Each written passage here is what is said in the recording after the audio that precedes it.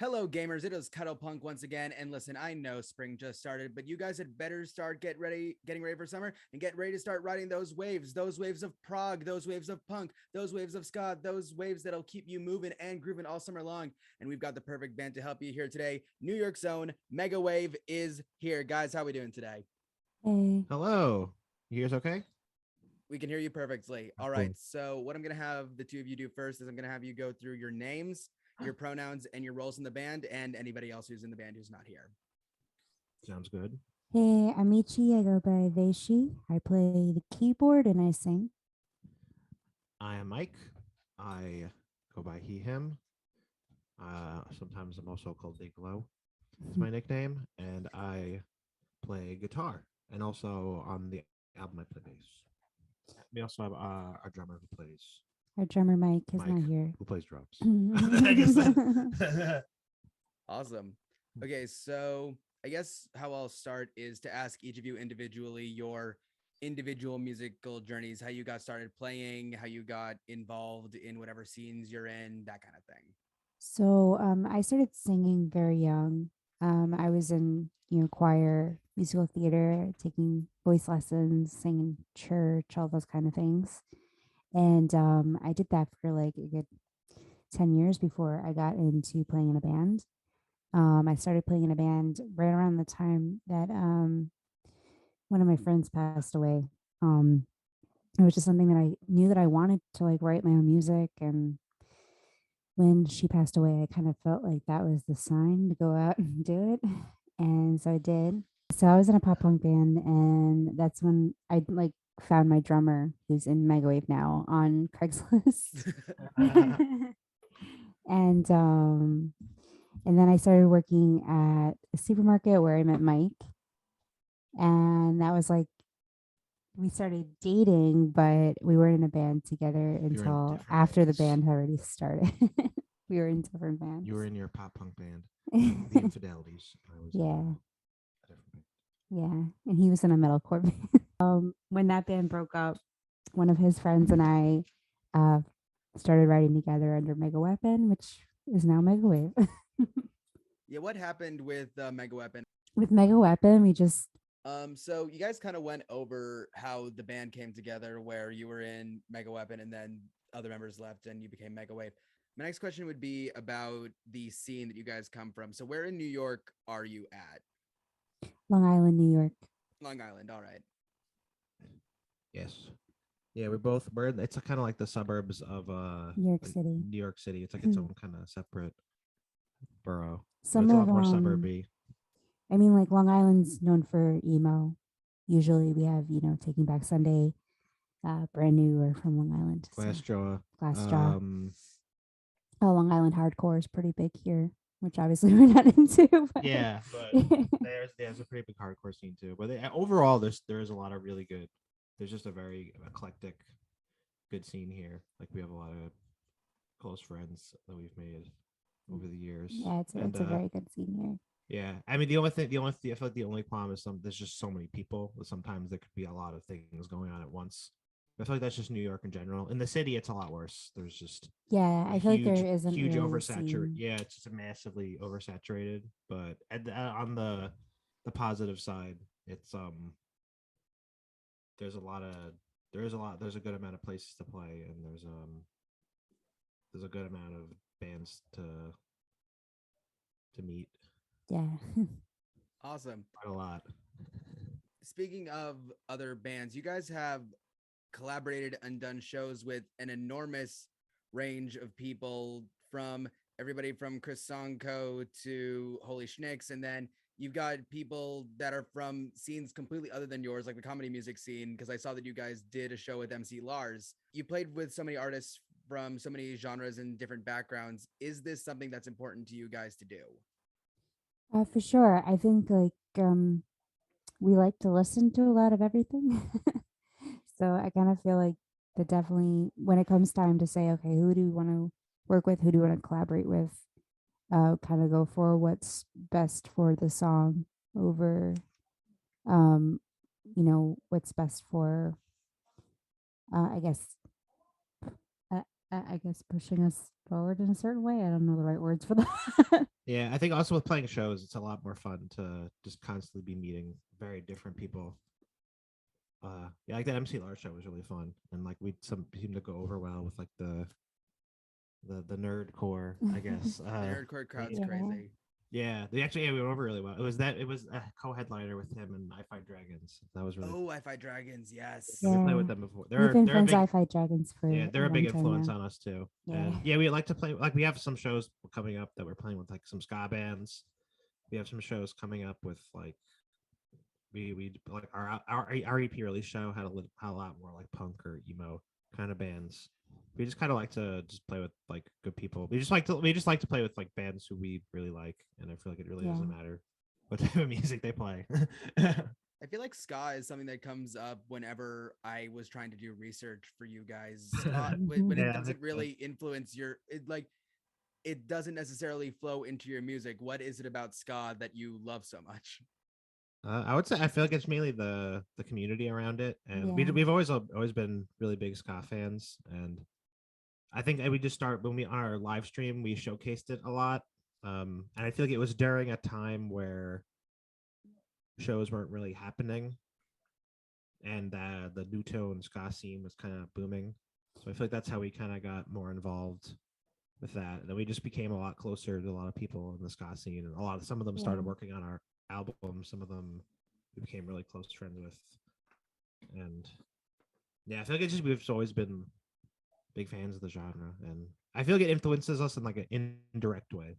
Yeah. I kind of like the thing about ska is that it's a genre that you could fuse a lot of the things that we're interested in. So it's like ska punk, but also like you could introduce, you could have prog in there, and you could have hardcore in there, and you could have hip hop in there, and it's a lot blurrier than some other genres, in my opinion.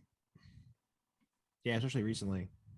Yeah, I noticed that ska is like having this, at least on the internet, this big cultural resurgence. What do you guys think about that?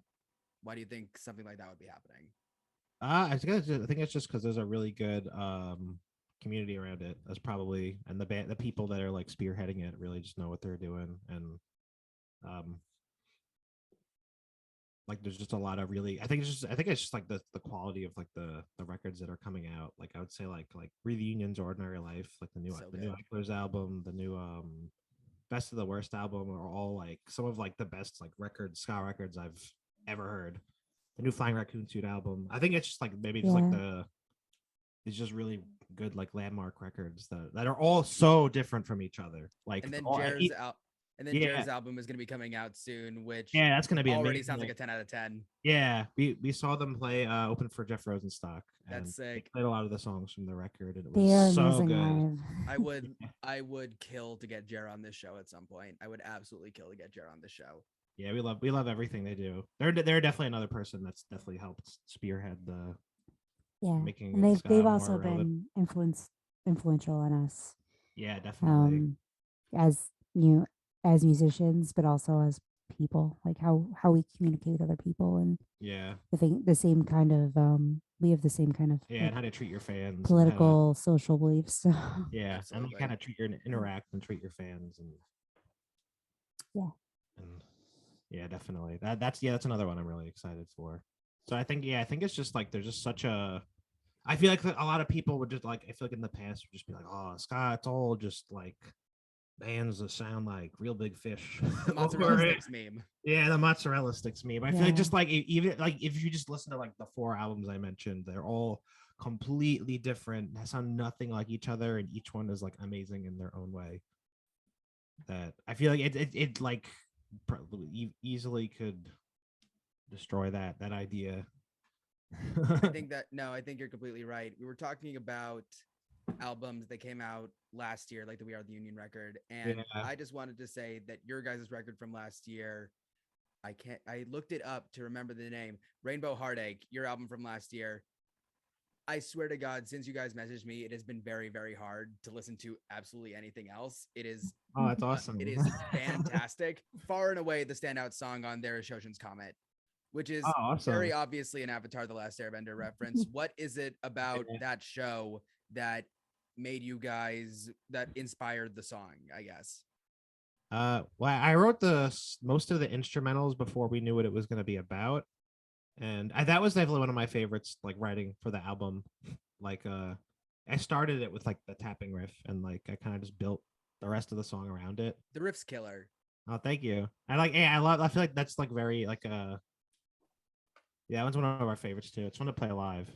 Really, and I think we were just like at the time that one was written like in like quarantine. So Yeah. Yeah. all we were doing was watching Avatar: The Last Airbender. Yeah, I feel like at the beginning of I started watching Avatar: The Last Airbender in like 2017, 2018 with my roommates before we moved in together, and I never got to finish it.